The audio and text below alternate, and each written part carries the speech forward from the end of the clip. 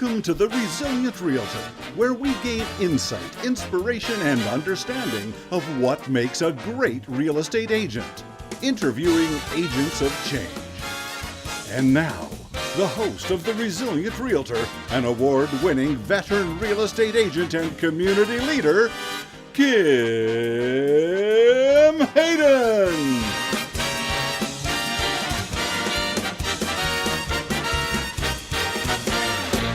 Welcome to The Resilient Realtor and, looking for agents of change. And I'm super excited. I have an iconic agent who has managed to do probably 30 years of work within 6 or 7 years. Please welcome Jennifer Jones. Jennifer, how are you doing today? I am so great today, Kim. Thanks so much for having me on. I'm happy to share my experience with everybody. Awesome. So Jennifer, give us a little insight as to who you are and where you're at.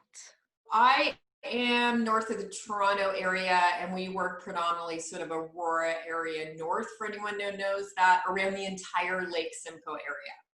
Is it just yourself, team? Tell me a little bit about what you've grown and how long you've been in the business. I've been an agent now for just over 6 years. I started out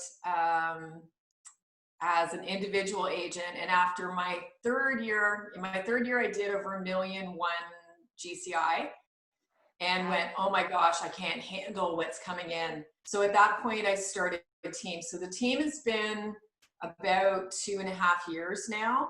And we've put a lot of systems into place. I've learned a lot from agents that do a lot better than I do. And we did 235 deals last year. So we've had probably our best 2 weeks ever in the past 2 weeks. Like just GCI units, everything. It's been amazing since moving to EXP, actually. And how many agents do you have on your team? We're currently at about, I think we're 10 total. We have a licensed admin as well, and then director of operations. We have social media people. It is set up as a business now, and that seems to be what's worked best for us. Amazing. Now, do you have a business background or in moving into why real estate? Like what brought you to this point? Well, back starting in my 20s, I was actually buying, selling, and flipping real estate in Sarasota, Florida. And I was in horses. So buying and selling horses, retraining, and then reselling. So got into horse racing. I was actually in horse racing for 7 years. So traveling all over North America.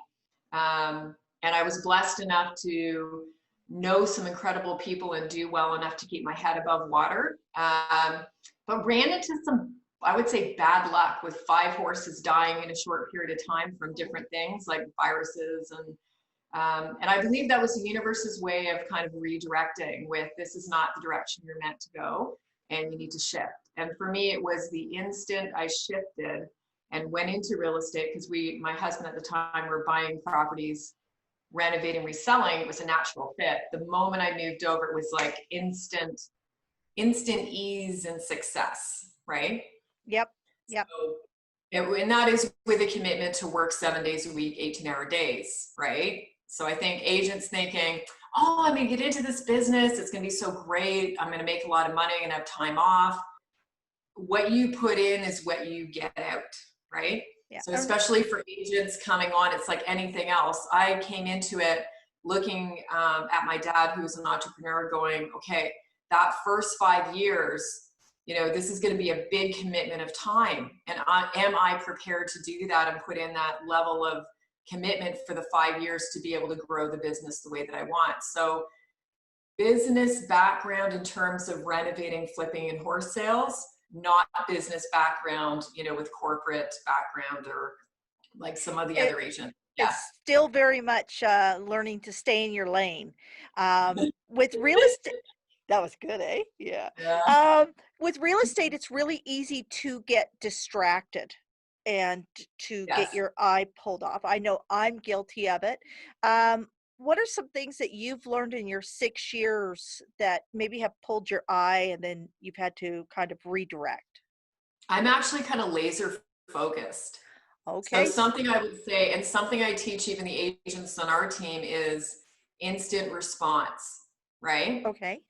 So it's that higher level of service during working hours of, I have my phone, it's always within arm's reach, and I'm always paying attention. So if there's something, an emergency that comes up or something that happens, we need to be super responsive. You could have a client at the bank that's trying to do a wire transfer, it's not working. You could have a lawyer trying to close something that needs immediate information. You could have an agent at a property trying to get in and the lockbox isn't working, right? We've all been there, right? Absolutely. I've had the client late at night that the wife is out of town and he can't remember where the extra key is. And he's like, yeah. The client can't get in their own house, right? And who do you call? I think for me, I'm very driven.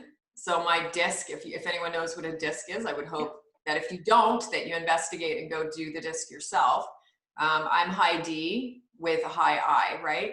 Yes. So for me, it is that focus and that drive of, once I get my head into something and decide I'm going to do it, you kind of have to step out of my way, right? Amazing. So I feel that for people that are having a challenge with focus, I think it is working on, what is my big why? What is my purpose? Why am I doing this? And for a lot of our agents, it's having that conversation of, okay, the truth is, we could either love you so much, we allow you to basically be unaccountable, and you're going to basically fail out of the business, or we can love you so much, we hold you accountable and help you grow and become the best salesperson that you can be.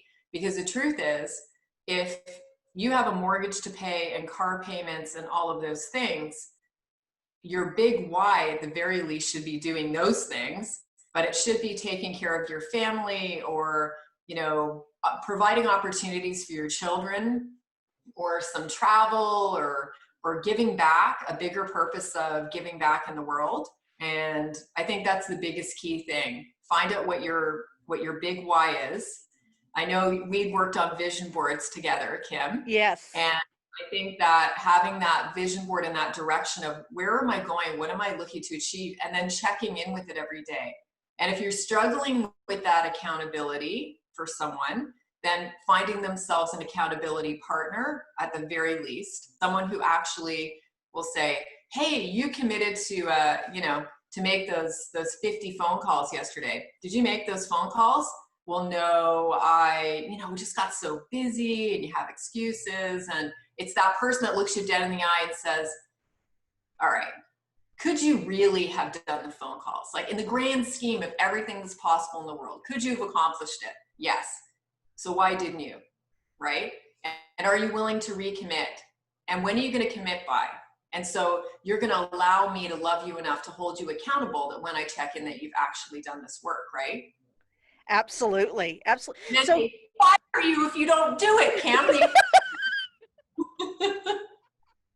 So who do you listen to? Who's your go-to coach, be it real estate or life? Like, who's the one that you always, once you've listened to them or read something they've written, you walk away and go, okay, I'm good, I'm recentered, I'm focused? I think for me, it's more, I look at, okay, the people I need to pay attention to are the people that are doing something way better than me. It's where I, aspire to be, or it's a book that's recommended, right? There's a great book on lead generation, Jeb Bluton, I think it's called, Fanatical Prospecting, like books like that, where it gets you like back into that, right? This is just energizing me to go out and do it. And then, business books like The Road Less Stupid, right? You can't train drive into people. So thinking you're gonna, bring on an agent or hire someone and they're suddenly gonna become, this big driver because you're gonna be able to train them into it and hold them accountable and they're gonna do it. No. It's a lie. You need to hire drive, right? So these are things along the way. But I would say the biggest thing for me was looking around, and the example I would use is when I first started the team, I thought, who do I aspire to be? Who's the top team at that point that I had contact with? So the top team for Keller Williams at that time was a team in Austin, Texas called the Loken Group. And at the time they were doing 2,400 deals a year. So I actually flew my office manager, who was a licensed realtor, down because I was too busy. So I flew her down and had her shadow them and take notes and get all their systems and figure it all out. And then she flew back, we had a meeting, and then we implemented everything that they were doing. So I started an inside sales department, ISA. We started using Trello board, which is an amazing organizational tool for deals, right? So we started doing all those things that they were doing and immediately had, I believe, quicker success than we would have if we hadn't paid attention. So even watching other big teams within the area that are, double what we are and where we aspire to be, I pay attention to what they're doing, right? So, Absolutely. Absolutely. You should never be the smartest person in the room. no, because then you don't have growth. And the other thing I do is I check in with myself every day and I say, have I been uncomfortable today? Right? Because if the truth is, if I've been comfortable all day, I'm not growing, I'm not learning. And I have to be in a position where every single day I'm looking for something that's making me uncomfortable. Even where a client may come back to me and say, well, why do you do it this way? I didn't really understand this. And I think I could go, well, you're a pain in my ass and I'm going to fire you as a client. Or, wow, this is such a great learning opportunity. You've pointed out something to me that I didn't see or didn't, fully understand that I could do a better job with that. So that reflection of how do I learn from you? Even someone, an agent directing, let's say, negative energy towards you. I look at that as a growing opportunity, right? And what can I learn from this? How can I do better? How do I improve this situation, right? Sometimes family can bring out the worst in us, and sometimes family brings out the best in us. And it's not always easy to work with family. And yet you have found a way to not only create almost a secondary family with your team, but part of your team is family. Can you give us a bit of because I run into a lot of husband and wife and mother daughter and sibling teams in real estate. What is your go-to to keep things in a positive motion forward with your family? Stay in your lane, Kim. Stay in your lane. That's what it's all about, right? Working with family. And I know you work with family as well. So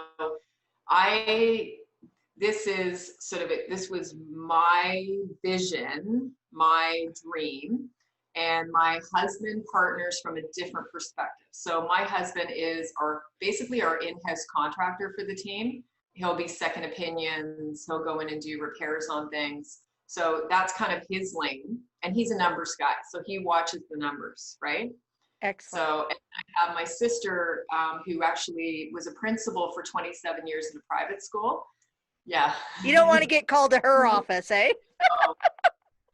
I say as agents, a lot of us are like cats, right? Trying to herd us is like herding cats. So I feel like the experience that she brings to the table, having done 27 years with children, is perfect. So she came on to learn the whole admin role. She's moved into director of operations role, and that's going to be fantastic. We have my brother had been part of the team and actually slipped, fallen, and fractured his wrist, and had been going through rehab for a year as a result. Oh, I don't know. So I have another sister that I brought on and trained up in real estate. She's now operating as a team leader for a different brokerage. That was a good fit for her at the time, and it was also an open conversation with that OP of we want her to go in there and learn it because as we grow, we want that experience of what is that position and how do we apply it to our business, right? So amazing. That would have been an interesting conversation to sit in on because I know that real estate is so personal though. Yeah, and actually when you have great relationships, and that's what it is, I have a very strong relationship with that OP. So for us, we have a common denominator in faith. And when you have faith, you have trust. And when you have trust, you have open conversation. When you have open conversation and people understand what the intention is from both parties, it's actually easier than not knowing what someone's doing, right? Absolutely. Now, when you mentioned Trello, so what is so Trello is your like a must-have to for the organization and keeping everybody, on task and knowing who's on what base. What are give me two other apps or platforms that are really instrumental to helping your business grow or succeed? So one that the first one we implemented was Commission Think.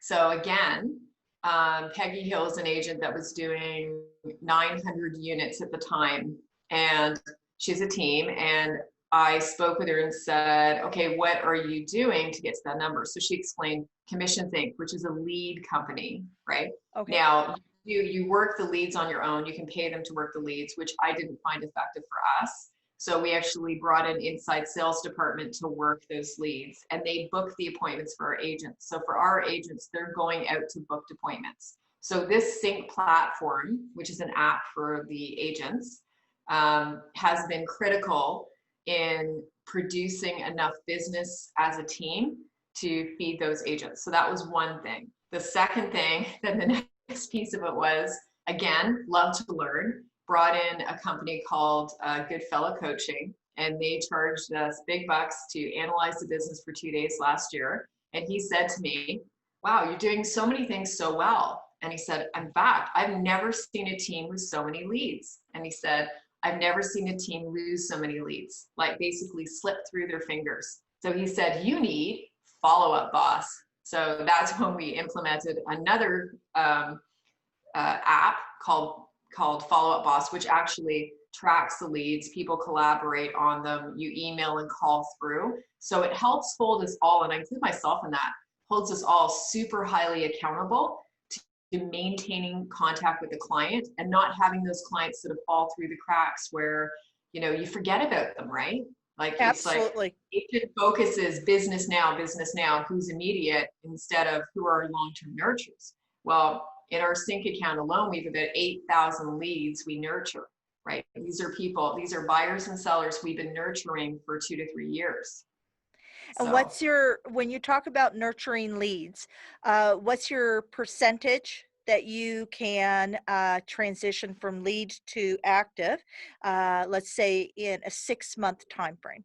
it's funny you say that, because this morning we do a morning meeting every morning. So 8 o'clock in the morning, Zoom call. Every agent's on Monday to Friday, half-hour call, accountability, scripts and role plays. And my ISA, who's on the call, that was the question that I asked today. So she said, actually, I'm just about to do our 3-month report. So I'll get back to you on that, Kim. I will have that answer. That would be really awesome, because a lot of agents out there, I know a lot of people expect that immediate response. Okay, I just turned this on and I've got, 10 new leads, and they actually gave me all their information. I'm going to call them and they're all going to be clients. And it's all going to happen in 30 days.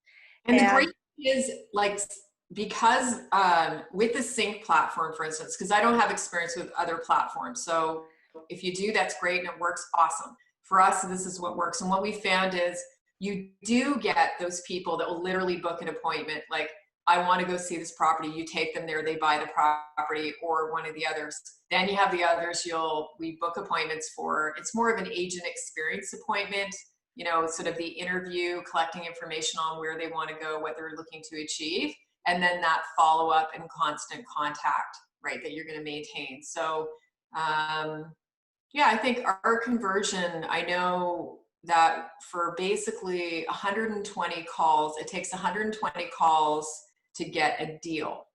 Okay. So we've worked those numbers.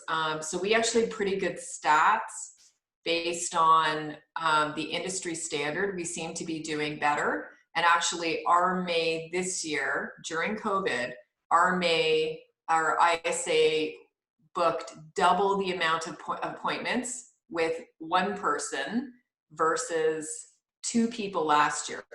So what we're working on now is, of those double appointments that were booked, what is the conversion, right? Amazing. So it's going to be interesting. Yeah. The numbers are super important, like super. Absolutely. Because they give you a benchmark, what to work towards, and then how can you better improve. If you don't know what you're working towards and you don't know what the results are, it's very hard to improve upon them. So, Absolutely. okay. Now, guilty pleasure. We know real estate is not a job. It's not even really a career. It's a lifestyle. It is your life. So, what is your guilty pleasure to unwind and to re-engage from Jennifer Jones, the lead, the boss, the driver, to Jennifer Jones, the woman, the sister, the daughter, the neighbor, the friend? So I would say the past 6 years, especially moving into running and operating a team where we have a lot of new people and I have to be accessible literally morning to night. That's a tricky question, Kim. So my guilty pleasure would be traveling. So every, say, 3 months, we would take off for at least a week, usually like try 10 days. And I direct all my phone calls to another senior agent. Of course, I'm checking in with them a couple times a day, but taking that real time to travel, that's a passion I have. Otherwise, it would be, honestly, coming home at 9 or 9:30 at night, going out to eat in a restaurant, having a glass of wine, right? Yep. And just that, like, decompression. Let somebody else take care of you for a few moments. Yes, exactly. And we don't have time to cook. If you open my fridge, there's nothing in there. People laugh, like they joke about the beautiful Wolf range we have that I probably, maybe fried some eggs on it twice or something, right? It's like, So I funny. feel a work of art. That Wolf range is just a work of art. Just stare at it, So What's the one piece of advice that you've received or a piece of advice that you give that you feel is really beneficial to new entrepreneurs, new agents who are just getting up and Sure. running? So I think it's will be two different things. If you're a new agent, you need to find a more established agent who will mentor you through the process. It can be very discouraging when you're taking all of this action and doing all of the activities and not seeing the result. But it's having that faith and understanding that action in and that constant desire to improve will produce the results, right? But if you're finding you're putting all the energy in and you're not getting the result, for us, we would be analyzing why. Is it, does your scripting and role plays need to be better? Do you need to better understand the industry? Even, are you not smiling? Are you not, you're not coming across as being confident? So the other flip side, once you're producing, it's to read Profit First, that book. I don't know if you've read that, Kim. I'm going to be right now. I'm going to go get it. It's an amazing book. It's the idea of paying yourself first. Otherwise, you'll constantly reinvest the money and you're going to, have money for all these other things, more advertising, whatever it is, but you're not actually paying yourself. So I learned through reading that book, pay yourself first before anybody else, right? It's your time and your energy and do that first. And I think really I watch my P&Ls every month. I watch my balance sheets. I know my numbers because the mistake I made was, 3 years in, crazy busy, start bringing on team. I'm going to start a team. I did not know how to start a team, right, at that time. And I thought, I'm going to be more generous with my splits. These guys, they're really taking a lot of money from the agent. I'll just adjust and do my own splits, not realizing, the team is going to cost me $50,000 to $60,000 to run a month, right? Exactly. So after a year, we did well. And then I looked at the profit and went, ooh, I worked all of those hours and did all of that for this, less than if I just been my own agent. So I had a come to Jesus talk with the team and said, hey guys, you know what? I've made a mistake here. I've done the wrong thing by you because now we're in a position where I have to change the splits going forward or we're not going to be able to continue with the team. So we did lose a couple agents as a result, and I take responsibility for bringing them into a situation where I hadn't properly run those numbers and figured it out. So it's that, other agents have shared their experiences, and I've learned along the way, there are like say that we call it the red Bible, right? You can read Millionaire Real Estate, Yep. read that, stick to that formula of how to do it, because it does work, right? And then you, Absolutely. so last year we were profitable, which I'm very thankful for. And I would never go back down that road of doing what I did before, right? Absolutely. So when you talk about um, the structure, there's a structure we call the triple bottom line, and that's understanding the investment in people, the planet, profit, right? So when we look at people, I know that you're a fairly strong community supporter. Can you give me a quick insight as to what activities within your community you support and how you initiated those conversations? Mhm. So for us, like even example during COVID would be, we had the entire team, because it was only myself and one other agent still going out. Other people had young kids. There was someone with compromised immune system. So what we said is, I'll go out. I'm going to run all the appointments like for you. And now we want to give back to the community. So we want you dialing through the entire community, offering help. So offering to shop for elderly, offering to get them medications, like what is it they need, and we're going to provide it. So that's essentially what the team did that whole entire time. And it was interesting because actually we ended up doing small Rogers thing because, you know, one of the agents happened to hit the house of, you know, this guy that runs a political show. But it's that that constant focus on, through even each and every deal, how can we serve at the highest possible level? So for us, it's little things like they need a furnace repair, we do a furnace repair. They needed a deck fix, and we're not charging them, right? We do the deck fix. Somebody needed something painted, we just go ahead and paint it, we don't charge them. So it's a lot of helping each individual person actually net more money on their home, which gives them the benefit to go for it. And then we do a lot of things with like Georgina Food Pantry. So we fed, we did a big Christmas event and fed actually 250 people, like a free event. We had raffles, we did like decorated it, gave them all gifts, like just for people that were, you know, sort of struggling or feeling lonely around Christmas time. We do the same thing, you know, big Thanksgiving events, give away free turkeys to But our do you clients. drop them from a helicopter, like from WKP? What was that? What is that? Maybe W. WP, I think, wasn't it? Yeah, and it was like Les Nessman or something. And he's like, "Oh my God." Okay, no, sorry, I totally digressed. You've actually given me a really good idea. Because we do it at a farm, so you could have a helicopter just fly them all in. That's hilarious. Love it. Okay, one and to wrap us up, so we know kind of how we can get a little insight. I think quotes really say a lot about who inspires an individual. What is a quote that you've heard, be it something when you were a youth, something that your parents have said, something that you've read that really resonates with you as an individual or as a leader? I would say the way you do anything is the way you do everything, right? So I don't know whose quote that was, but that definitely resonated and stuck with me. It's even in that moment you think, do I want to do my hair today, or just let it dry naturally? And then that kicks in, I go, just do your hair.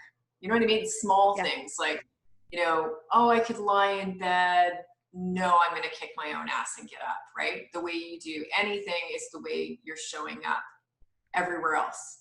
So that amazing. importance of like integrity of character and high standard for everything you do. Amazing. I totally agree. So I did my hair for you today. And that's why everybody can see us. I know. Yeah. I love your background, by the way. Speaking of Well, thank you. travel, you've got all the palm trees going on there. People Yeah. that don't know where Toronto is, that's really not Toronto, but we like to pretend. I just worry about like the shark coming through the screen, right? Like Jaws. Well, I look forward to an opportunity to actually sit down at a restaurant and have a glass of wine with you some evening just to unwind. And I can't thank you enough for sharing your insight, because there will be somebody who listens and they're going to say, they're going to have an aha, because there's so many golden nuggets in everything you said. And It's such an honor. Thank you. No, thank you. It's my pleasure. Thank you for joining us today. Until next time, be an agent of change.